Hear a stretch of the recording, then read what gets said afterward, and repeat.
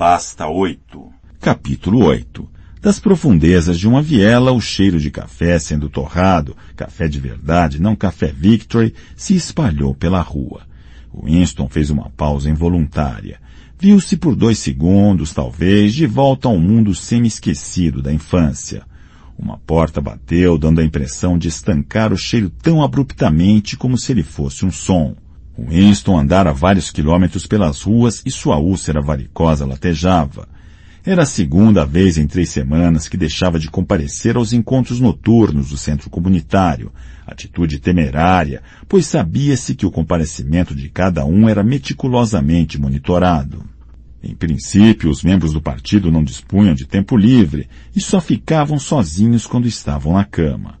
Supunha-se que quando não estivessem trabalhando, comendo ou dormindo, estariam participando de algum tipo de recreação comunitária, fazer alguma coisa que sugerisse gosto pela solidão, mesmo que fosse apenas para sair para dar uma volta sozinho, sempre envolvia algum risco. Havia um termo para isso em Nova Fala, vida própria com o sentido de individualismo e excentricidade. Naquele fim de tarde, porém, ao sair do ministério, Winston se deixou tentar pela fragrância que pairava no ar de abril.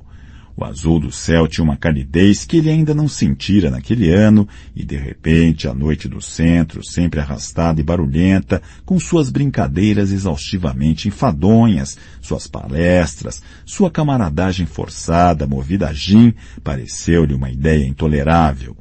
Winston cedeu ao impulso e, em vez de seguir para o ponto de ônibus, perdeu-se no labirinto londrino, caminhando primeiro para o sul, depois para o leste, depois para o norte de novo, errando por ruas desconhecidas, sem se preocupar muito com o destino de seus passos. Se é que há esperança, escrevera no diário, a esperança está nos proletas. Essas palavras insistiam em voltar-lhe à mente, a afirmação de uma verdade mística e de um absurdo evidente. Ele estava em algum lugar das favelas indistintas e pardacentas que se estendiam a norte e a leste do que no passado fora a estação de St. Pancras. Avançara por uma rua margeada por 2 fileiras de sobradinhos com entradas ruinosas que davam direto na calçada e que, curiosamente, lembravam um pouco buracos de ratos. Entre as pedras do calçamento formavam-se aqui e ali poças de água suja.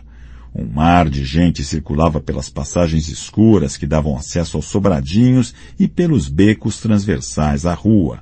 Mocinhas na flor da idade, com lábios grosseiramente besuntados de batom, e rapazes correndo atrás das mocinhas e mulheres inchadas que andavam gingando e indicavam o que seria da mocinha dali a 10 anos, e velhos recurvados arrastando os pés virados para fora, e crianças descalças e maltrapilhas que brincavam nas poças d'água e às vezes saíam em disparada, afugentadas pelos gritos coléricos das mães.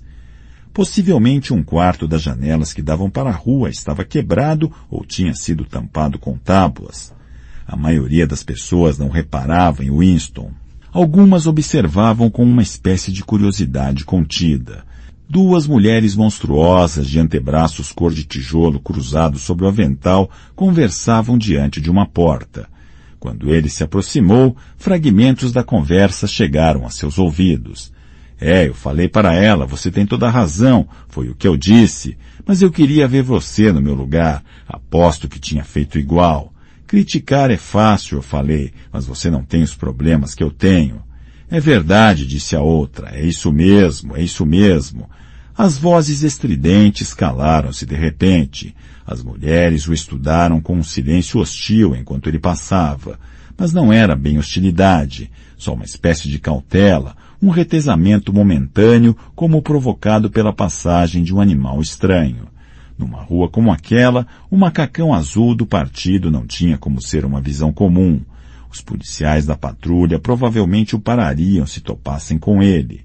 Posso ver seus documentos, camarada? O que está fazendo aqui? A que hora saiu do trabalho?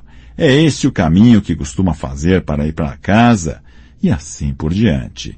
Não que houvesse diretrizes proibindo a pessoa de fazer trajetos inusitados ao voltar para casa, mas era o suficiente para a polícia das ideias ficar alerta caso fosse informada. De repente, a rua inteira entrou em ebulição. Gritos de alerta soavam por toda parte.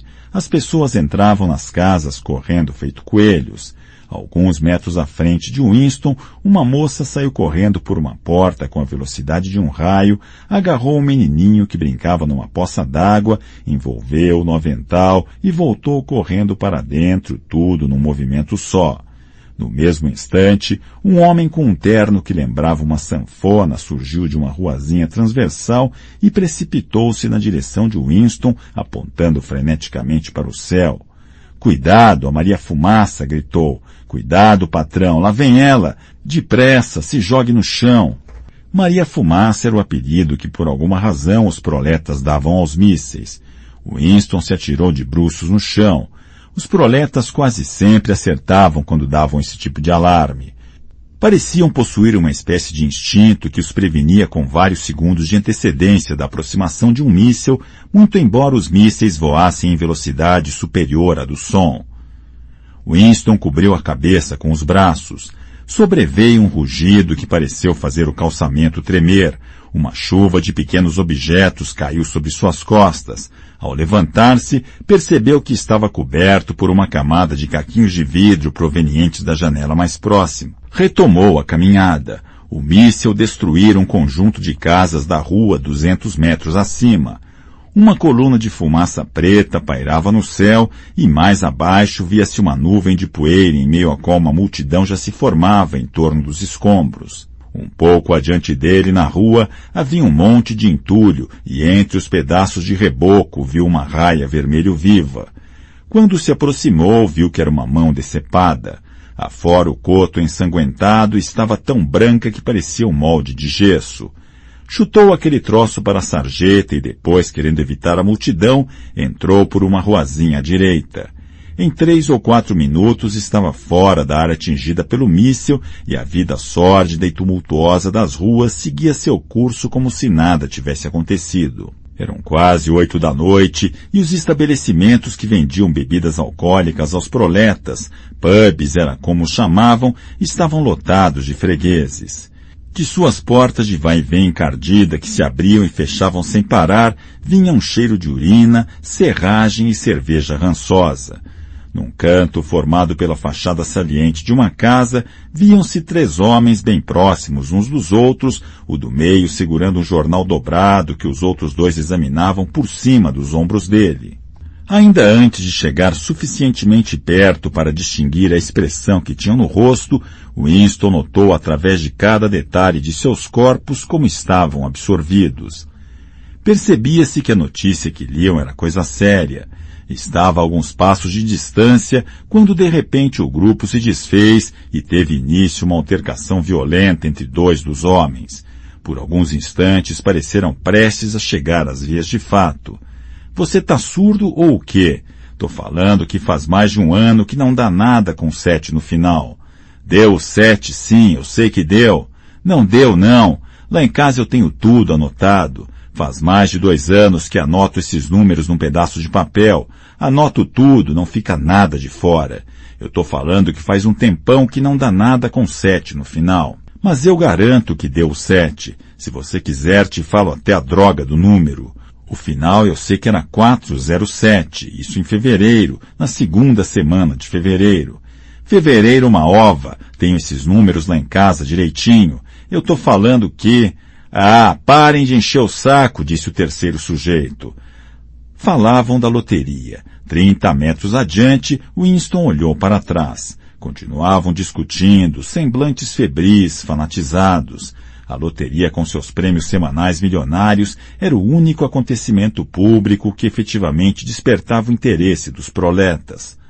Era muito provável que para milhões deles a loteria fosse o principal, se não o único motivo para continuar vivos.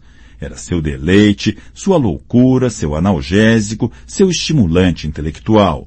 Quando o assunto era loteria, até gente que mal sabia ler e escrever parecia capaz de cálculos complexos e de impressionantes façanhas mnemônicas. Um verdadeiro exército de indivíduos ganhava a vida vendendo sistemas, prognósticos e amuletos da sorte. O trabalho de Winston nada tinha a ver com a loteria, cuja administração estava sob a responsabilidade do Ministério da Pujança. Porém, ele sabia, aliás, todos no partido sabiam, que os prêmios eram em boa parte imaginários. Só as quantias pequenas eram realmente pagas, pois os vencedores dos maiores prêmios eram pessoas inexistentes. Na ausência de intercomunicação efetiva entre as diversas regiões da Oceânia, não era difícil operar o esquema. Contudo, se é que havia esperança, a esperança estava nos proletas. Era preciso agarrar-se a isso. Dito assim, parecia até razoável. O que transformava a afirmação em ato de fé era olhar para os seres humanos que circulavam pelas vias públicas. A rua em que Winston estava era em declive. Ele tinha a sensação de já ter passado por ali antes e achava que não longe dali havia uma avenida mais movimentada. De algum lugar mais à frente vinha uma algazarra de vozes alteradas. A rua fazia uma curva acentuada e terminava numa escadaria que dava acesso a uma viela mais abaixo, onde alguns feirantes tinham suas bancas com verduras murchas. Nesse instante, voltou a lembrança de Winston que lugar era aquele. A viela ia dar na principal avenida dos arredores e na travessa seguinte, a menos de 5 minutos de caminhada, ficava a lojinha em que ele comprara o caderno que agora lhe servia de diário. E fora numa pequena papelaria próxima dali que comprara a caneta e o vidro de tinta. Ficou um momento parado no alto da escadaria. Do outro lado da viela via-se um barzinho imundo, cujas janelas pareciam embaçadas, mas que na realidade estavam apenas cobertas de poeira. Um homem muito velho, recurvado, porém ágil, com bigodes grisalhos que se eriçavam para a frente como de um camarão, empurrou a porta de vai-vem e entrou. Enquanto Winston observava, ocorreu-lhe que o velho, que devia ter no mínimo 80 anos, já era um homem de meia-idade na época da Revolução. Ele e uns poucos outros como ele eram os últimos elos existentes com o extinto mundo do capitalismo.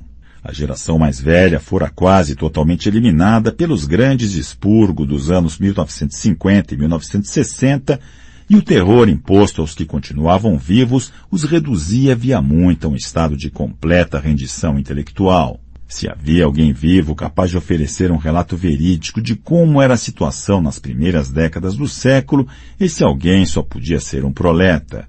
De repente, voltou-lhe à cabeça a passagem do livro de história que copiara no diário. Winston foi dominado por uma ideia maluca. Iria até o pub, faria amizade com o velho e o interrogaria. Pretendia dizer-lhe: fale-me sobre sua vida quando o senhor era garoto, como eram as coisas naquele tempo, melhores ou piores do que agora. Com passos apressados para não ter tempo de ficar com medo, Winston desceu a escadaria e atravessou a ruazinha estreita. Aquilo era loucura, claro. Como de hábito, não havia nenhuma norma expressa que proibisse a pessoa de conversar com os proletas e frequentar seus pubs, mas aquela era uma atitude inusitada demais para passar despercebida. Se a patrulha aparecesse, Winston poderia alegar um mal-estar súbito, porém era improvável que acreditassem nele.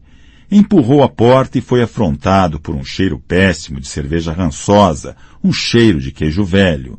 Assim que entrou, o volume do vozerio reduziu-se à metade. Sentia atrás das costas todos os olhares cravados em seu macacão azul. Um jogo de dados em andamento do outro lado do salão chegou a ser interrompido por uns 30 segundos.